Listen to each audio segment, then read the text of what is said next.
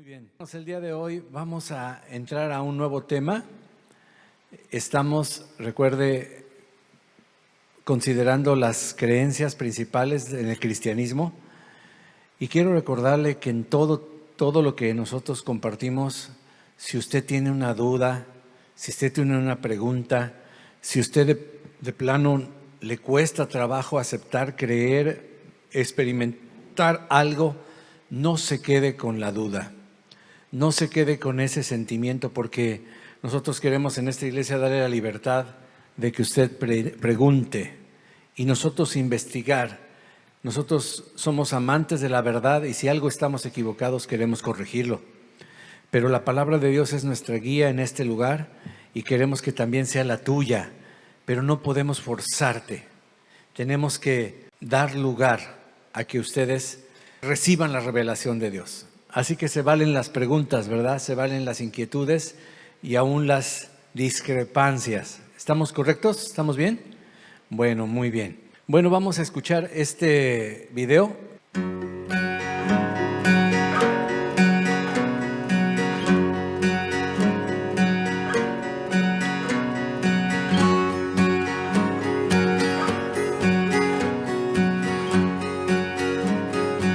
Una pequeña de 5 años se sentó en la iglesia grande con sus padres por primera vez. Cuando pasaron la canasta de la ofrenda, esta niñita la agarró y fue hasta el pasillo, colocó la canasta en el piso y se introdujo en ella.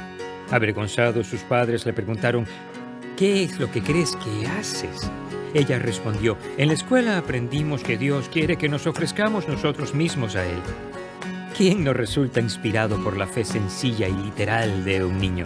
Quizás hayas estado cuestionando para qué exactamente Dios te creó. Quizás te hayas preguntado toda tu vida cómo podría servirle mejor al Señor. En esta sesión vamos a profundizar en la siguiente pregunta clave: ¿cuál es el llamado de Dios para mi vida?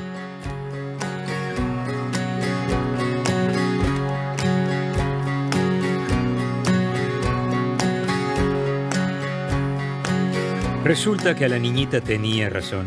Nuestro único propósito, aquello para lo cual Dios nos creó a cada uno, es que le ofrezcamos todo lo que queremos y todo lo que somos a Él, como una ofrenda. Cuando leemos las Escrituras de principio a fin, se forma nuestra idea clave. Creo que todo lo que soy y todo lo que tengo le pertenece a Dios. Jesús dio un hermoso ejemplo para que lo consideremos. Encontramos a Jesús en la última semana de su tiempo en la tierra. Es martes. La crucifixión tendrá lugar el viernes. Él está enseñando en el templo. Cuando termina la enseñanza, pasa al atrio de las mujeres y observa algo realmente bonito que sucede.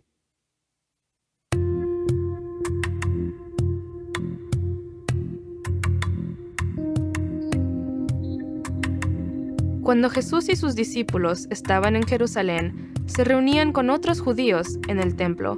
Durante siglos, este había sido el lugar central para que el pueblo judío se reuniera y adorara a Dios. Sin embargo, para algunos el templo se había convertido en un sitio donde presumían de los ricos o santos que eran, o del conocimiento que poseían. Eso hizo enojar a Jesús. Él les advirtió a sus discípulos que algunos de los peores ofensores eran precisamente los líderes religiosos que estaban a cargo del templo. Les dijo: ellos ocupan los mejores asientos en las sinagogas, hacen largas oraciones y a la vez tratan mal a las viudas. Jesús señaló que aquellos hombres finalmente serían castigados severamente por el modo en que actuaban.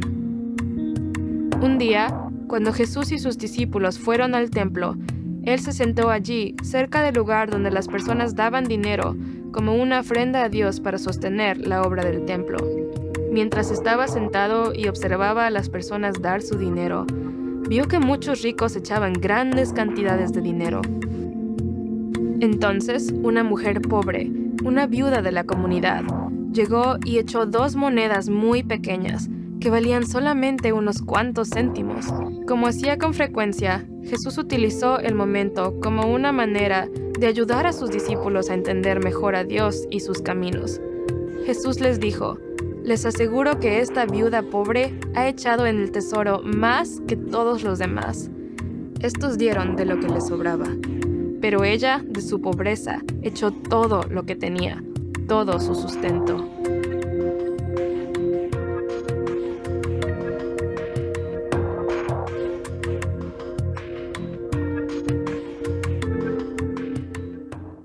Marcos capítulo 12, versículos 41-44 cuenta la historia de este modo. Jesús se sentó frente al lugar donde se depositaban las ofrendas y estuvo observando cómo la gente echaba sus monedas en las alcancías del templo. Muchos ricos echaban grandes cantidades, pero una viuda pobre llegó y echó 2 moneditas de muy poco valor. Jesús llamó a sus discípulos y les dijo: «Les aseguro que esta viuda pobre ha echado en el tesoro más que todos los demás. Estos dieron de los que les sobraba, pero ella, de su pobreza, echó todo lo que tenía, todo su sustento». En el muro había 13 recipientes con forma de trompeta para recibir las ofrendas voluntarias de los adoradores. Desde el punto de vista de él, enfrente de uno de esos recipientes, Jesús observaba a las personas. No solo miraba, sino que observaba cómo o de qué modo ofrendaban. La mayoría de las personas que daban eran ricos, que echaban grandes cantidades de moneda, oro, plata, cobre y bronce. La viuda sin nombre echó 2 pequeñas monedas judías que circulaban en Palestina llamadas leptas. 2 leptas tenían el valor de 1/64 de un denario, el salario de un día de un trabajador. Hoy diríamos que ella dio una fracción de 1 centavo. Pero al final Jesús estableció este punto. La viuda echó más en la ofrenda que todos los demás. Claro, Jesús no se refiere a la cantidad, sino al porcentaje. El rico hizo una contribución de su riqueza. Esta mujer dio todo lo que tenía. Se puso ella en el canasto de la ofrenda, diríamos. Al profundizar en esta creencia de la mayordomía, es importante observar que no solo se trata de dar nuestro dinero, sino, como decimos en Texas, de toda la enchilada. Escucha el versículo clave de Salmos 24:1. Del Señor es la tierra y todo cuanto hay en ella, la tierra y todo cuanto hay en ella. Todo aquello, lo que existe, pertenece al Señor, el hacedor y creador de todo. Él tiene la patente, los derechos de propiedad y los documentos de pertenencia, pero no solo de cosas, sino de personas. Esto incluye los certificados de nacimiento también. La idea clave aquí no solo envuelve todo lo que tengo, sino todo lo que soy y tengo. La palabra bíblica es mayordomo. Es una palabra compuesta en el idioma griego, oikonomos. Oikos es casa y nomos es administrador. Si las juntamos, un mayordomo es un administrador de la casa. Simplemente se refiere a una persona que maneja lo que otro posee.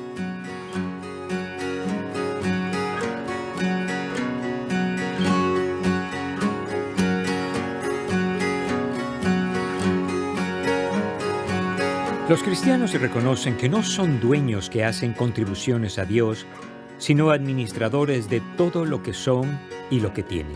Cuando aceptamos esta creencia de corazón, esto nos conduce a un par de maneras de ponerla en práctica.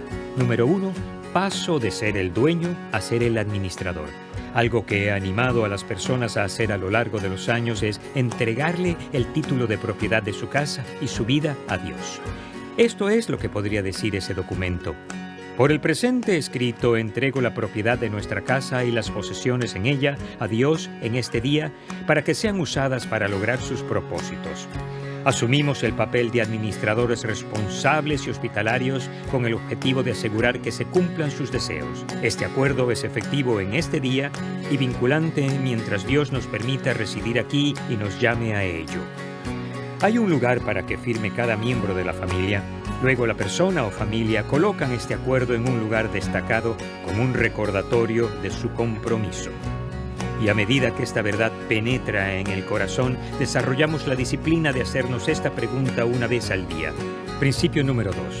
¿Qué quiere Dios que haga con lo que Él me ha dado? Recuerdo la primera casa en que lo hicimos cuando nuestros hijos eran aún pequeños.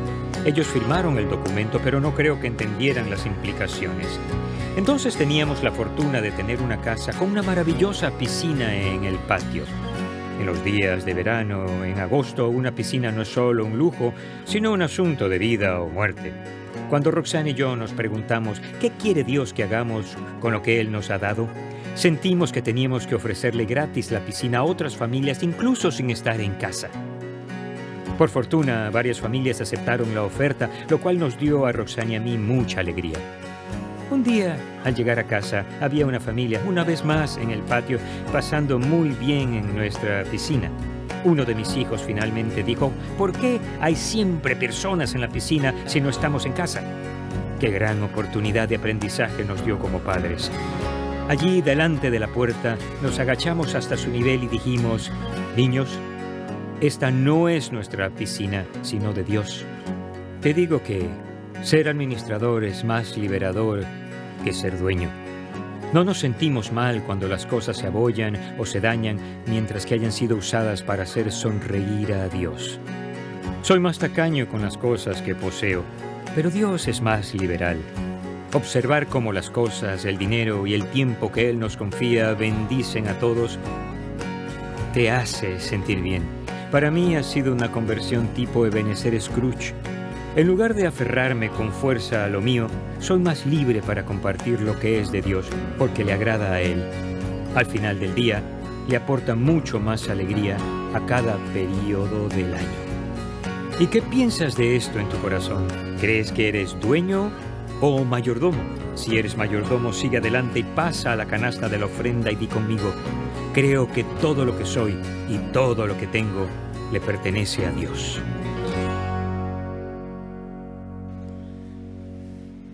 Wow. ¿Cuántos pueden decir wow? De veras es increíble, es una enseñanza muy importante. Y debe ser una creencia en nosotros, hermano, una convicción. Antes de comenzar este tema, yo quiero hacer una anotación. En el mundo y en el mundo cristiano existen dos tipos de cristianos, voy a decirlo así. Dos tipos de creyentes: aquellos que han recibido a Jesús como su Salvador y aquellos que han recibido a Jesús como su Salvador y como su Señor. Voy a repetirlo. Hay algunos que solamente tienen a Cristo Jesús como su Salvador, su salvavidas. O sea, estaban ahogándose en el mar de su pecado.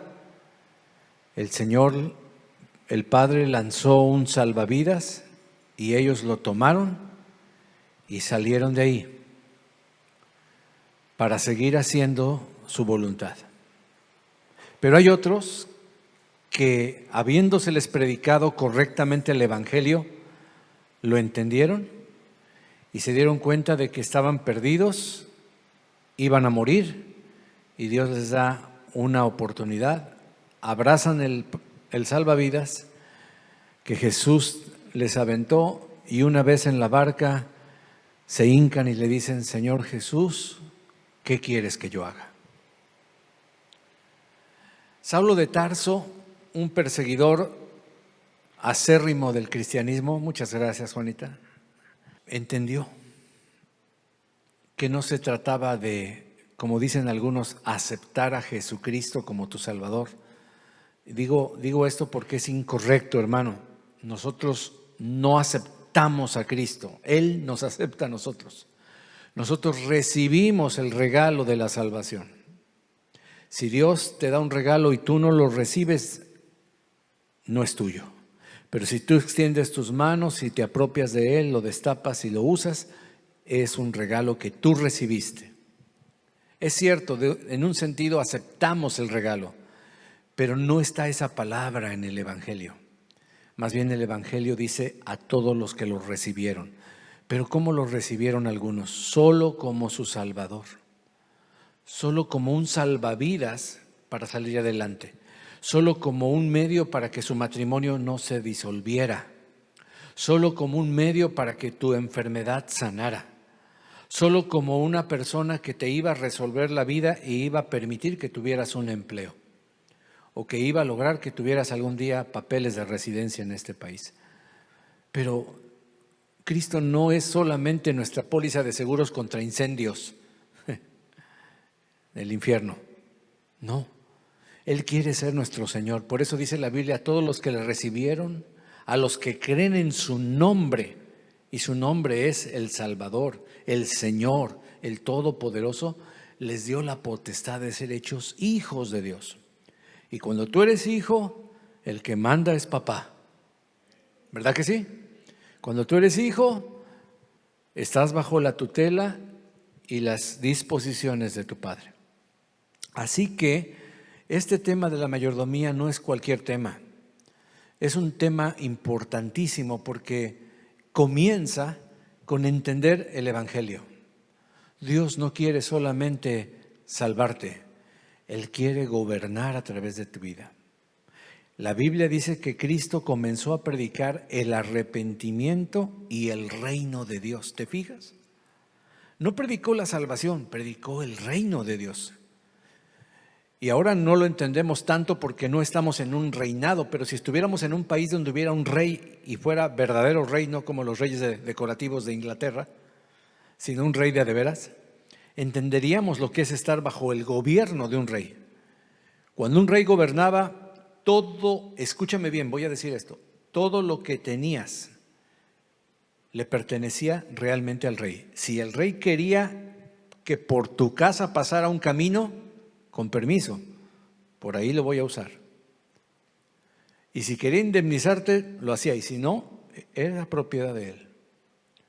Tus hijos eran propiedad del reino, iban a la guerra. No había bolas blancas y bolas negras como en México, ¿verdad? O sea, no hacían sorteo para ver quién iba y quién no iba. No.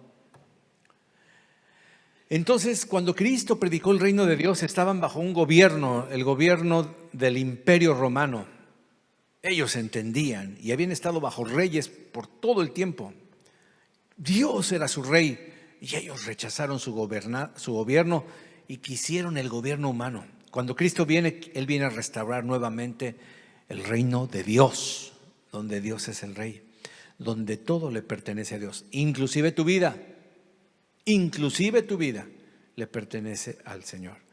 Bueno, el versículo clave es el salmo que hoy oramos en los primeros 2 versículos. La Escritura tiene muchos ejemplos de esto, pero este es uno de los más populares, de los más conocidos. La Biblia dice, lo voy a leer en la Nueva Versión Internacional en esta ocasión, dice: del Señor es la tierra y todo cuanto hay en ella, el mundo y cuantos lo habitan. Esa es una totalidad. Tú y yo somos propiedad del Señor. El planeta entero con todos sus recursos tiene un dueño, Dios, porque Él fue el que la firmó sobre los mares y la estableció sobre los ríos. Así que el tema de hoy tiene que ver con quién es el dueño, tú o Dios. Si Dios es el dueño de tu vida y de tu familia, entonces tú eres un mayordomo, solamente. ¿Qué es un mayordomo? Bueno, en palabras sencillas, un mayordomo es un administrador de los bienes y propiedades de otro. Solo es el que administra las propiedades y los bienes de otro, sean económicos o de cualquier índole. Él solo las administra. Un mayordomo cuida. Un mayordomo administra y está a cargo, o sea, dispone de los bienes de su amo. El mayordomo vela por los intereses de su amo, no por los propios. Vela por los intereses del dueño. Está para que las cosas funcionen, para que el dueño tenga paz y tenga ganancias. El mayordomo, a su vez, tiene acceso y maneja las propiedades del dueño disponiendo de ellas. No tiene que pedir permiso. Todo lo que el dueño puso bajo su mandos, bajo su supervisión y administración, él o ella lo puede usar, el mayordomo o la mayordoma, por así decirlo. Pero siempre en beneficio del dueño, no en beneficio personal. No se vale que el mayordomo use, por ejemplo, la limusina del dueño, el auto del dueño, para ir a cotorrear por ahí y gastarse toda la gasolina, ¿no? Si no hay un propósito en eso, estaría él abusando de su autoridad, de su puesto. Pero un verdadero mayordomo dispone de las cosas en beneficio del dueño. Él no es el dueño, solo es el administrador y encargado de lo que el dueño pone a su cuidado y nada más. Él no puede decir, esto también le pertenece. No, si no lo puso al cuidado del mayordomo, él no es mayordomo de eso. En la antigüedad había varios mayordomos y algunos tenían todo el control, pero algunos solo de una área, otros de otra, y no podían mezclarse ni entrar en la jurisdicción del otro.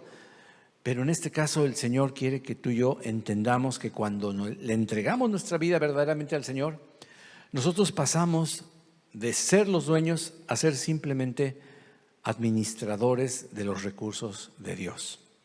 Amén. ¿Sí se entendió? Miren, en el Salmo 50, por falta de tiempo no lo vamos a leer todo, pero ahí se encuentra el principio de propiedad. Y te quiero llevar solamente a los versículos 12 al 15.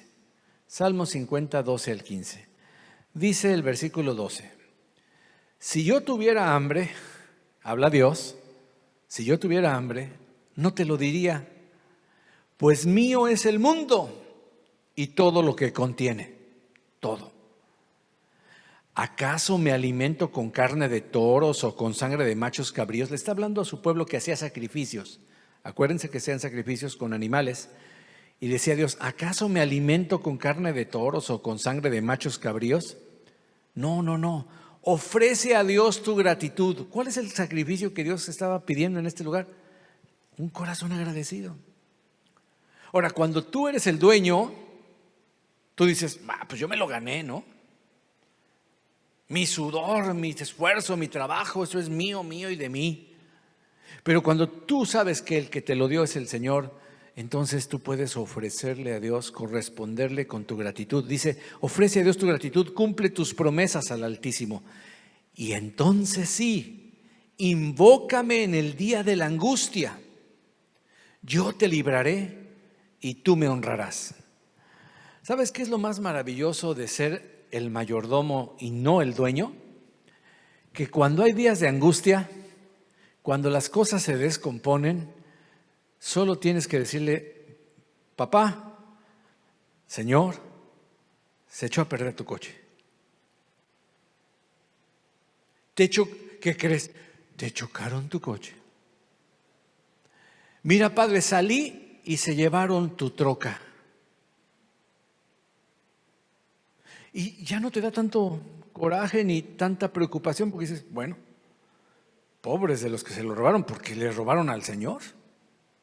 Era del Señor y era para el Señor. Si tú tienes esa actitud de que tus cosas no son realmente tuyas, sino Dios te las dio y quieres solo ser un administrador para la gloria de Dios, tú vas a descansar, yo voy a descansar. Invócame en el día de la angustia, yo te libraré y tú me honrarás. Señor, le hace falta gasolina a tu coche. El administrador no se preocupa por suplir lo que se necesita. Él nada más pasa la orden o las peticiones al dueño. Señor, hace falta esto y esto y esto, ¿qué quieres que compre? ¿Y con qué chequera? ¿Cuál uso? ¿Cuál uso de tus cuentas, Señor? Ok, usa esta, vas a gastar esto. Perfecto. Él va, compra, lo ordena, va. Él no es el dueño, él es el administrador. Se acabó el dinero de la cuenta. ¿Qué cree, Señor? Se le acabó el dinero de la cuenta. ¿Qué quiere que hagamos? Y no se preocupa. Que se portan mal los hijos del dueño porque ya no son nuestros hijos. Lo que hoy hicieron nuestros hermanos, pues qué lindo que fue en este día porque me permite tener una ilustración.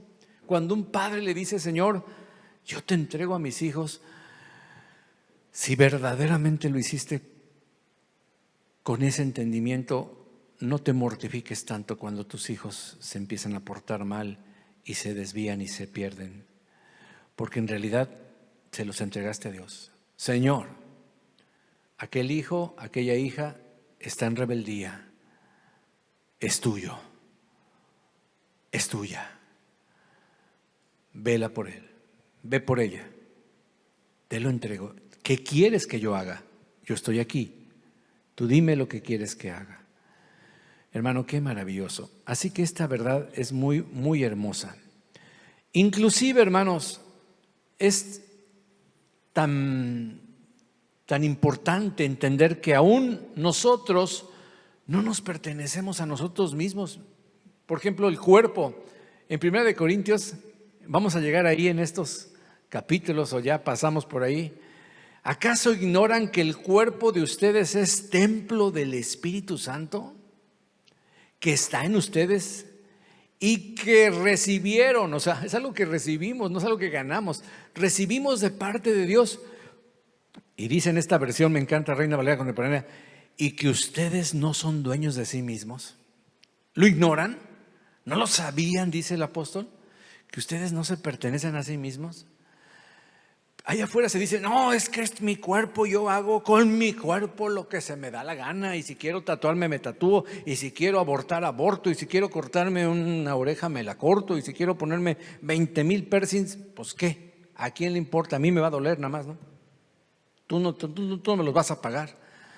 Pero cuando entiendes que aún tu cuerpo, ese hermoso cuerpo que Dios te dio, ese maravilloso cuerpo de Dios, le pertenece a Dios y que Él te compró, porque dice el siguiente versículo, porque ustedes han sido comprados y el precio de ustedes ya se ha pagado. Hermano, hoy recordamos el precio que pagó el Señor por nosotros, y cuando tú tomas la mesa del Señor estás diciendo, yo le pertenezco a Dios.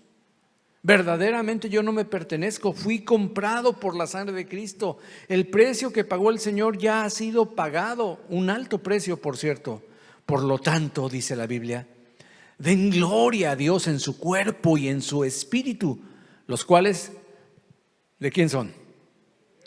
A ver, digo fuerte, ¿los cuales qué? Son de Dios. Escrito está, mi cuerpo y mi espíritu son de Dios. Por lo tanto, yo tengo que tener también cuidado, y la próxima semana vamos a hablar de cómo ser mayordomos de nuestro cuerpo.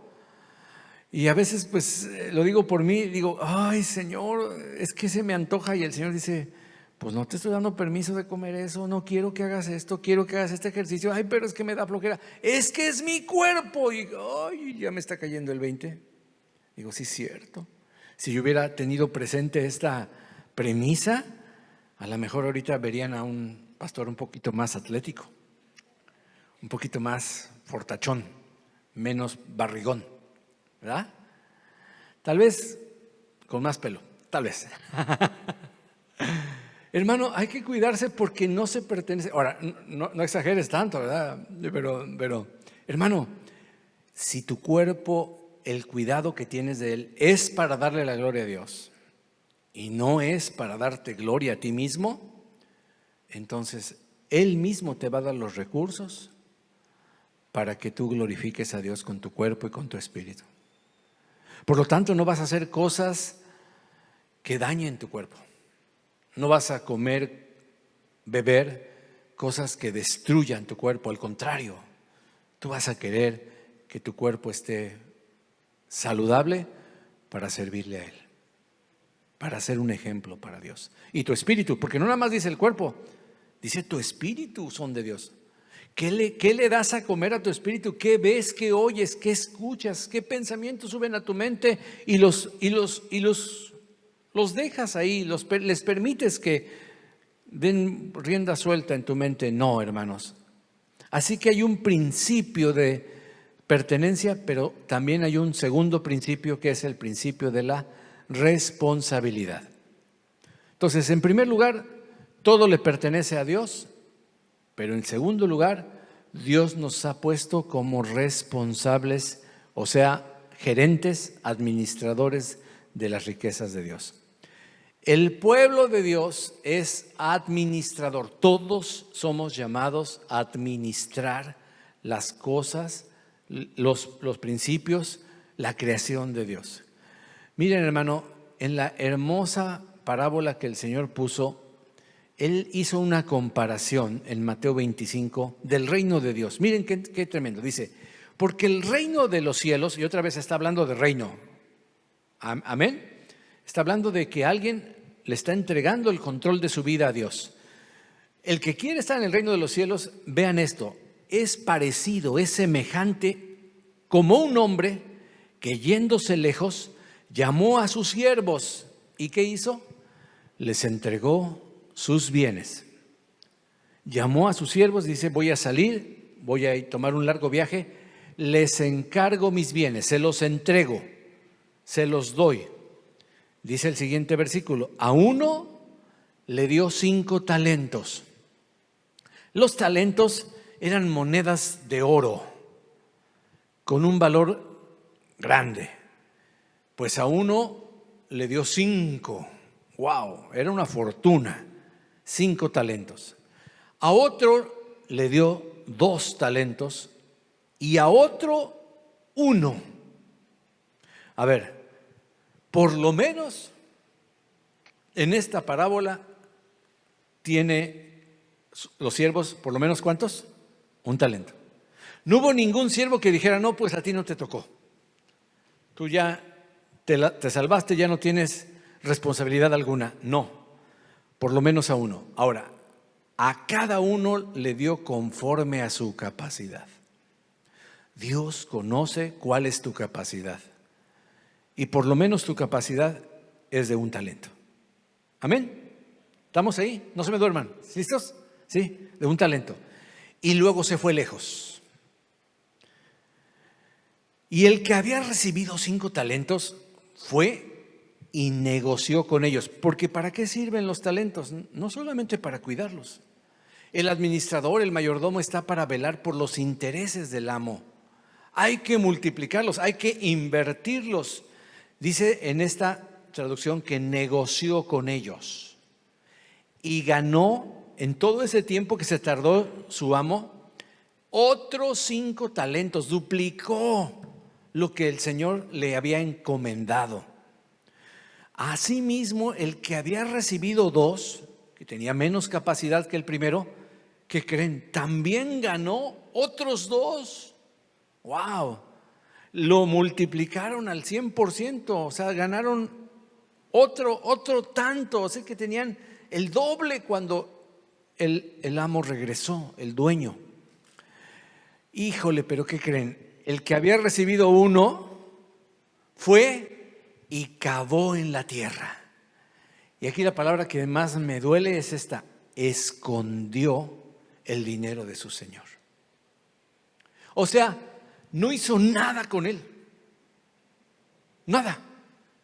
Digo, por lo menos si tienes $5, pues compras, no sé, 3 de pepinos y 2 de chilito y pues vendes ahí tus pepinos o unos elotes, ¿verdad? ¿Sí? Unos elotes con chile ya. Y ahí le sacas por lo menos de $1, ¿no? Ya duplicas por lo menos tus $5. Fácil, ¿sí o no? Y ahora que se van a poner los elotes a 5 por $1, ¿verdad? Pues ya la hiciste, ¿no? Ya están pensando en comida. El que había recibido 1 fue y cavó en la tierra y escondió el dinero de su señor. No hizo nada, ni siquiera lo gastó, no hizo nada. Después de mucho tiempo vino el señor de aquellos siervos. Híjole, y esta palabra me llama la atención. Arregló cuentas con ellos. Hermano, todo lo que recibimos, Dios va a pedirnos cuentas. Somos administradores. Me llama la atención que al pasar el tiempo, hermanos, las cualidades innatas de nacimiento se llamaron también talentos. Hasta la fecha, la gente hace noche de talentos, tarde de talentos, mañana de talentos. Y empiezan las personas a salir con algún talento, ¿no? Que sabe bordar, sabe coser, sabe cantar, sabe bailar, sabe brincar. Y entonces están exponiendo las capacidades que Dios les ha dado de nacimiento. Un talento, en el diccionario ahora, significa también eso. No solamente es la moneda antigua de oro, sino ahora es las capacidades que Dios te ha dado al nacer. Y por lo menos, hermano, tienes una. Aún las personas con síndromes o con situaciones difíciles tienen un talento, o dos, o tres. A lo mejor tú eres multitalentoso, eres una persona muy talentosa. Y me consta que sí, hermano. La mayoría de ustedes son más talentosos de lo que ustedes saben. Solo los demás lo vemos, pero a veces usted no lo ve. Pues quiero felicitarlo, pero también quiero advertirle que el Señor llegará a arreglar cuentas con usted y conmigo. Y dice la Escritura que llegando el que había recibido 5 talentos, trajo bien contento otros 5 talentos diciendo: Señor, Señor, 5 talentos me entregaste. Aquí tienes, aquí tienes. Es algo que le pertenece a él. He ganado otros 5 talentos sobre ellos. ¿Te imaginas la sonrisa y la expectación del dueño?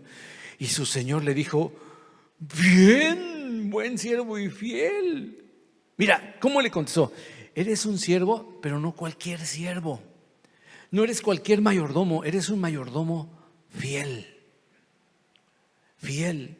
La Biblia dice que de los que no van a heredar el reino de los cielos y están en la lista del infierno, si lo has leído, encabezan los infieles y los cobardes. Este que no invirtió era un cobarde y por lo tanto un infiel.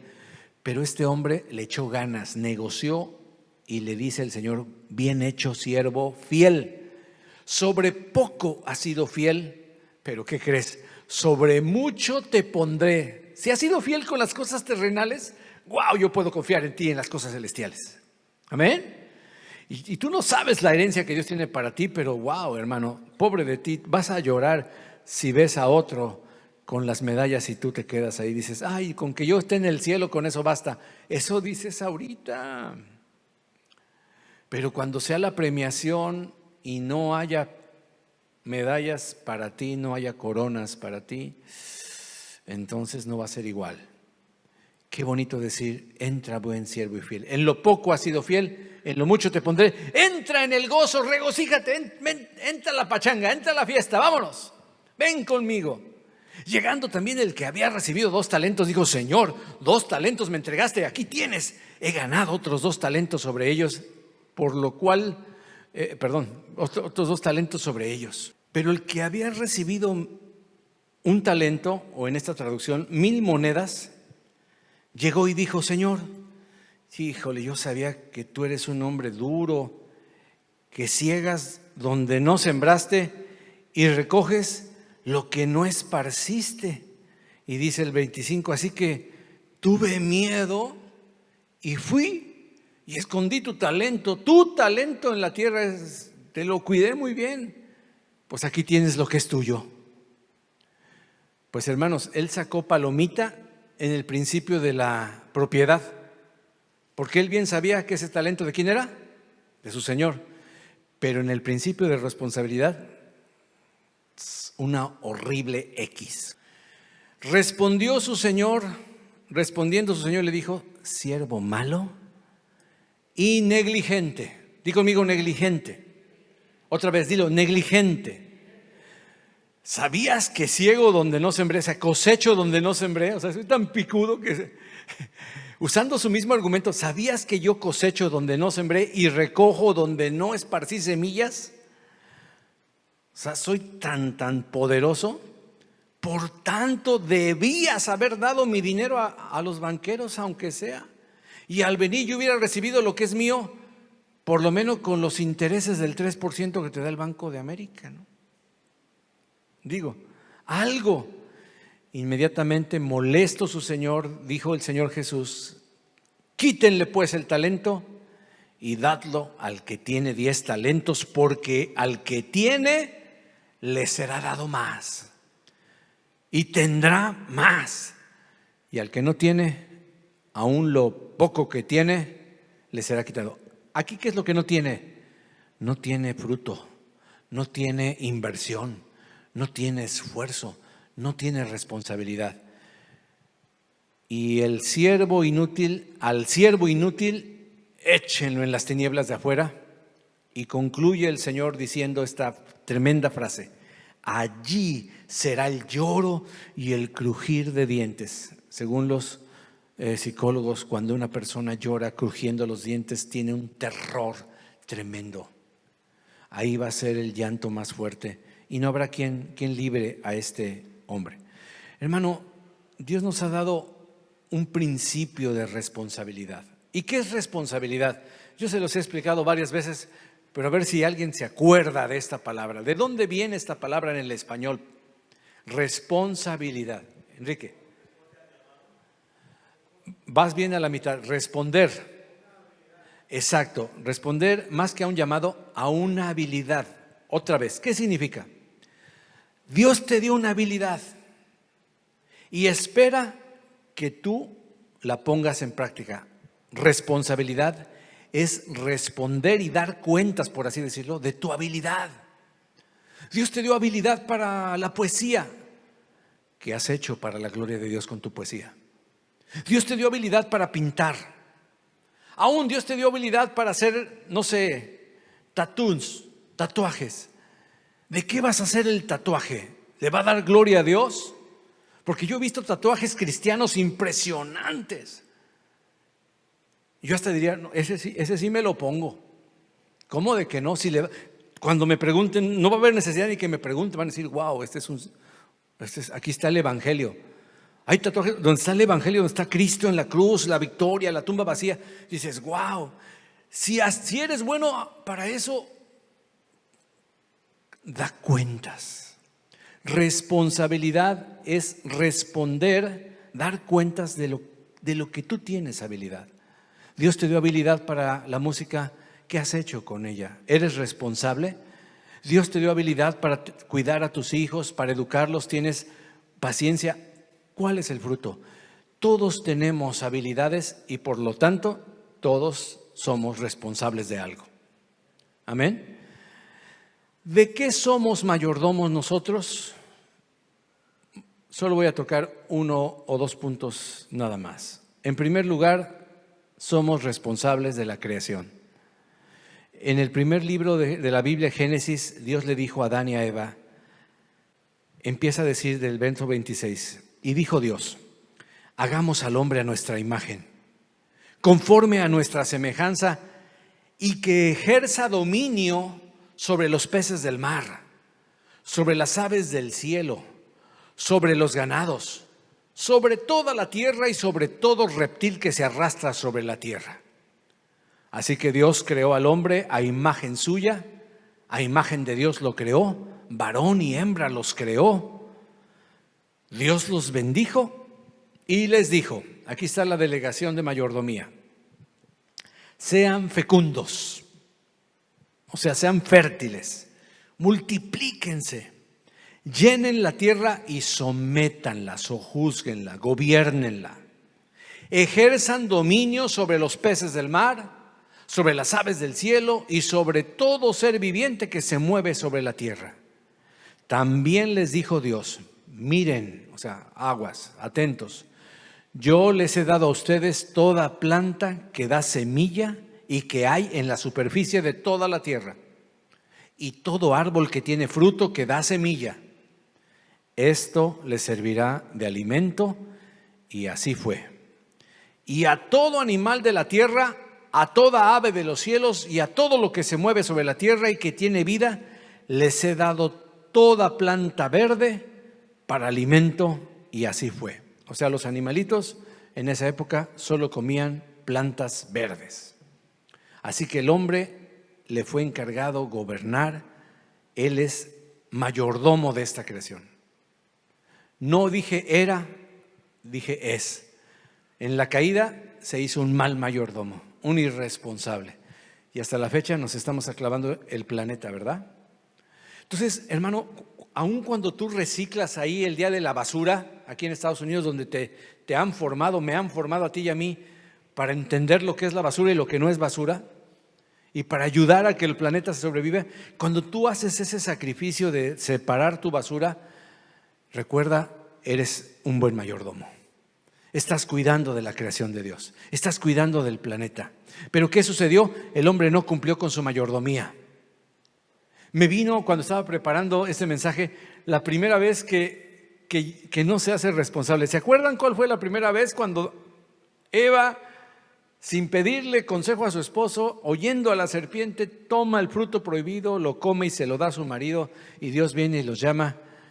El hombre se excusa y le dice el hombre a Dios, el hombre le responde a Dios: la mujer que tú me diste por compañera me dio del árbol y yo comí. A ver, aquí hay dos principios. El primero, el principio de propiedad. La mujer que tú me diste por compañera, pero también está el principio de la responsabilidad. En el principio de propiedad, él sacó una palomita. Perfecto. La mujer que tú me diste por compañera te pertenece, es tuya. Pero ¿qué crees? Me dio del árbol y yo comí. Tache en la responsabilidad. No se hizo responsable. ¿Dios a quién le pidió cuentas? ¿A la mujer? No, fue y le pidió cuentas al marido, fue y le pidió cuentas al esposo, al hombre de Dios. Y el hombre le dijo: ay, es que me dio de comer y pues que yo comí. Entonces no fuiste responsable, ahí no fuiste mayordomo de lo que yo te di. Sabes que yo soy el dueño, pero no eres responsable de tu mayordomía, no administraste los bienes de tu dueño. Ahora veamos a la mujer. La mujer tampoco cumplió su mayordomía, porque dice el Señor, le dijo entonces a la mujer: ¿qué es esto que has hecho? La serpiente me engañó y yo comí, respondió la mujer. Principio de responsabilidad. Tache. ¿Qué no les dijo el Señor que tenían que enseñorearse de los animales? Y aquí Eva le dice: pues la serpiente, man, pues fue más fuerte que yo, pues yo le hice caso. ¿Qué quieres que hiciera? Yo, pues, un perrote con colmillos, ¿verdad? No. Hermanos, hasta la actualidad ahora se nos hace responsable de nuestros animales, ¿verdad? Si uno de tus animalitos asusta a alguien, un día ya me estaban metiendo una demanda porque mi pobre Cookie, ¿verdad? Ya la conocen, una perrita, empezó a ladrarle a una mujer de la India, ¿verdad? A una india, una mujer ya grande, y como allá les tienen pánico a los perritos, olvídate, se empezó a echar para atrás y casi se me trastapaleó. No, se me llega a caer, me puede demandar porque mi perrito la asustó, ¿no? Entonces luego llamó a la policía, que porque quién sabe qué, se había caído y todo. Y llegó la policía de Estados Unidos y vio las cosas y pregunta el policía, me platicó mi esposa: ¿dónde está la fiera? Pero así preguntó con sarcasmo, ¿no? ¿Dónde está la fiera? Y así con una sonrisa así a la mitad, ¿no? Porque ya se había visto el perrito, ¿no? Sí, ahí está la fiera. Y nada más mueve la cabeza y le dice a mi esposa: disculpe, dice, pero pues es que por ley, por compromiso tengo que hacer el reporte, porque pues ni modo, pero pues digo, caray, no puede ser. Más que nada aquí debería poner usted un letrero que cuidado con el perro, no lo vaya a pisar, no se lo vaya a matar, ¿verdad? Pero, qué conflicto es, porque somos responsables de nuestros animalitos. Así que, hermano, tenemos que cumplir este principio de responsabilidad. ¿De qué más somos responsables? Y con esto voy a terminar: de nuestros hijos. Sí, no son nuestros hijos, pero están a nuestro cargo. Amén. Miren, yo les hablaba hace un rato de esta mujer llamada Ana, que una vez que ella oró y el sacerdote la bendijo, Dios escuchó su oración y al cabo de 9 meses Dios le contestó y le entregó a un niño precioso. Ahora, yo quiero que tú veas, no has tenido hijos en mucho tiempo, te sientes mal porque la concubina, la esposa, segunda esposa de tu marido en ese entonces, sí tiene hijos y tú no le has dado hijos. Y sin embargo, el marido te ama a ti y no tanto a la otra. La otra solamente es para que preserve la descendencia. Te humillas, le pides perdón al Señor, le pides ayuda y el Señor te regala un hijo. Después de tanto pedirlo, de tanto desearlo, le haces un voto al Señor y dice la Escritura en 1 Samuel 1:24, que después de haber destetado al niño, lo llevó consigo y lo trajo a la casa del Señor que estaba en la ciudad de Silo.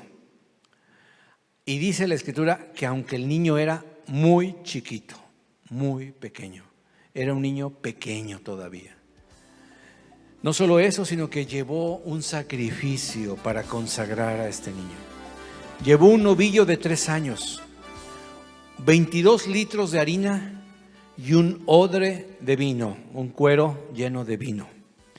Y con esto sacrificaron el novillo y le trajeron el niño al sacerdote Elí. Y entonces estas palabras me encantan. Oh Señor mío, le dijo Ana a el sacerdote, vive su alma, Señor mío, yo soy la mujer que estuvo aquí junto a usted hace un año orando al Señor. ¿Y qué cree? Por este niño oraba y el Señor me lo concedió. Concedió la petición que le hice.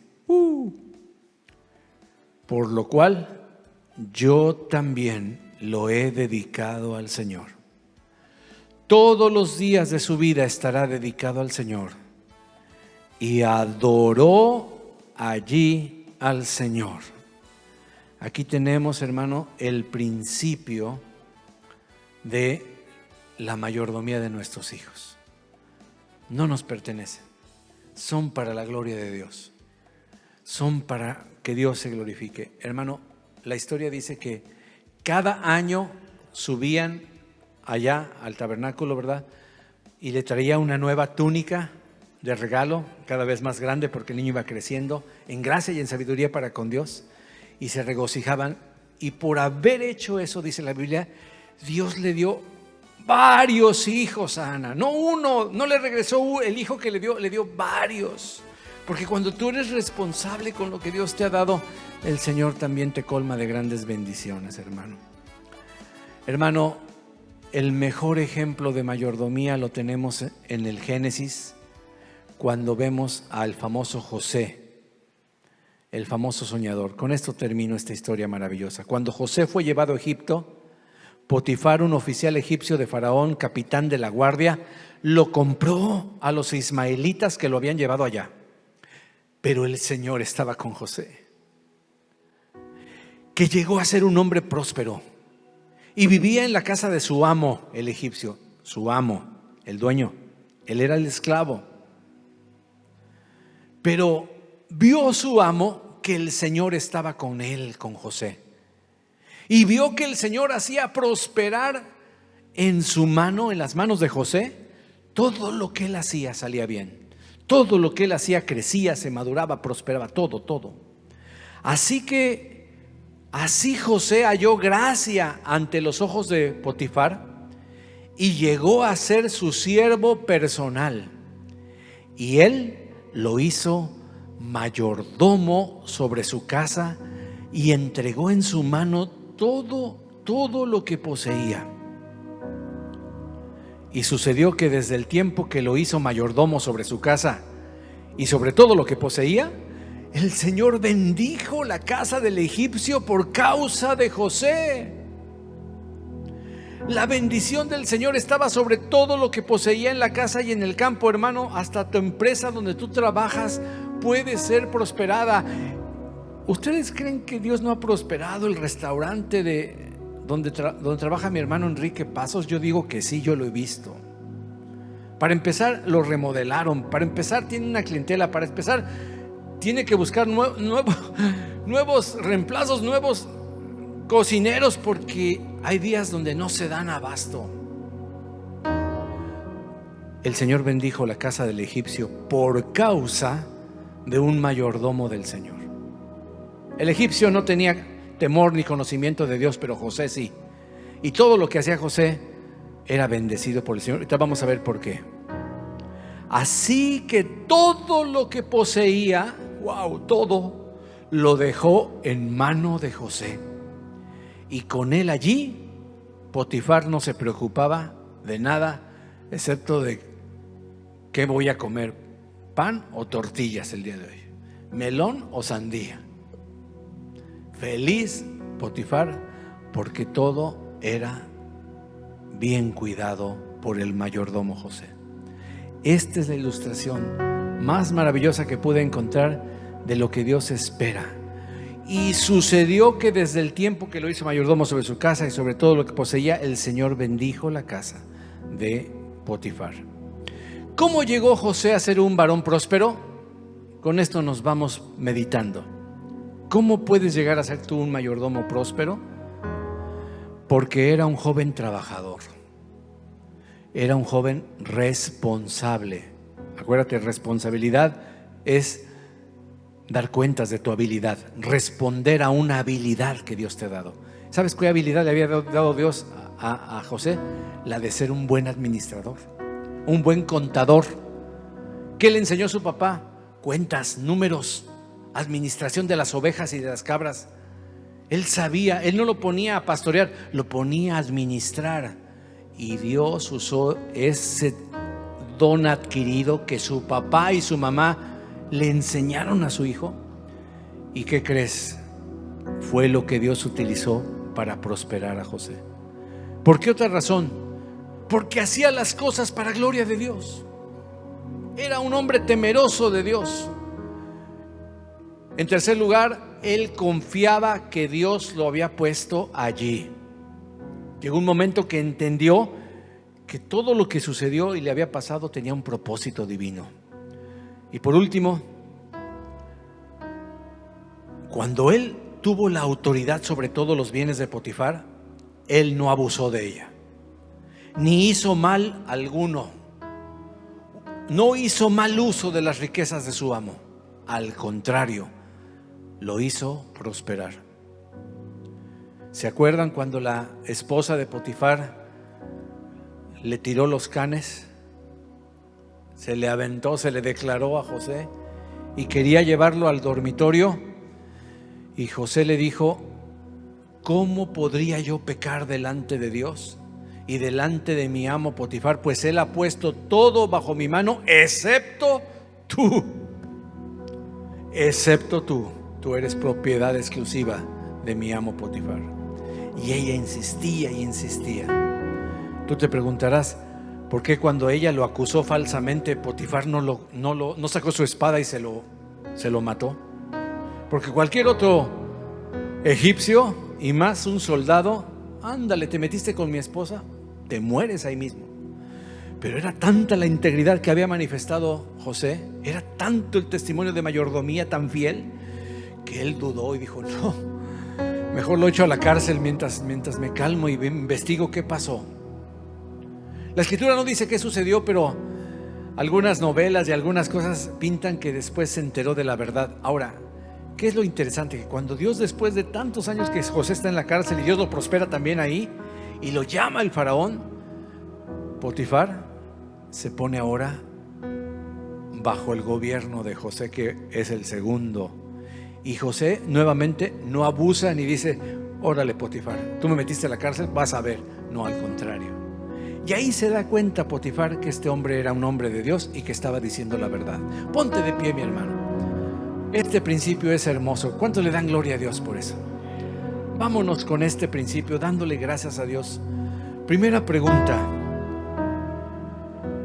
¿cuántos reciben a Dios como su amo, como su dueño, como su Señor? No te apresures a decir amén. Piensa lo que estoy diciendo. ¿Cuántos ya lo han hecho? Y si no lo has hecho, ¿te gustaría? ¿Has entendido que es la manera y el propósito de Dios para tu vida real? Pero si lo has hecho y ya lo has olvidado o nunca lo has hecho, yo te invito a humillarte delante de Dios y hacerlo tu Señor, tu amo, tu dueño. Ya no es tu auto, ya no es tu RV, ya no es tu, no sé, tu guitarra, tu coche, tu teclado, tu ropa. Es del Señor. Hermanos, mi esposa y yo hemos entendido que lo que Dios nos da es para su gloria. Y cuando tú llegues a mi casa y veas alguna mejora, es pensando en la iglesia, pensando en el servicio de Dios.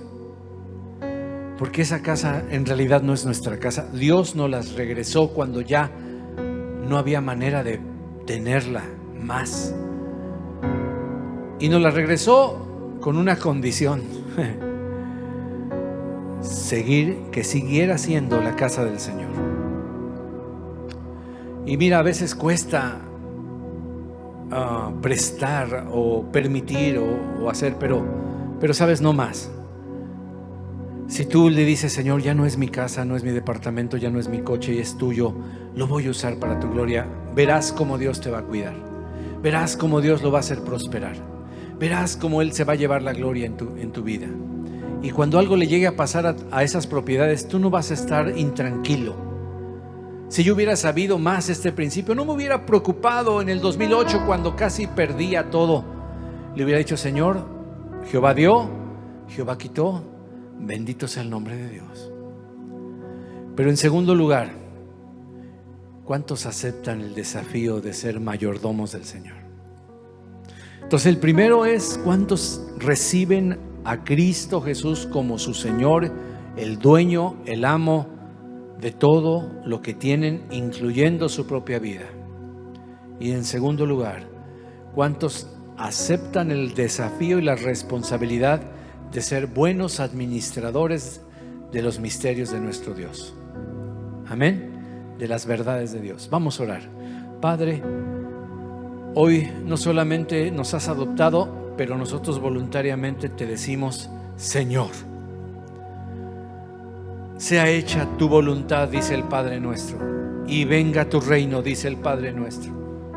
Después de recibirte como Padre, Padre nuestro que estás en los cielos, te decimos, sea hecha tu voluntad. ¿Cuántos repiten conmigo? Sea hecha tu voluntad. Venga tu reino a mi vida. Sea hecha tu voluntad. Santificado sea tu nombre, Padre. Y ahora sí, Señor, danos todo lo que necesitamos para servirte en el nombre precioso de Jesús. Seremos buenos administradores de todo lo que nos has dado. Amén. Amén. Dios me los bendiga, mis hermanos.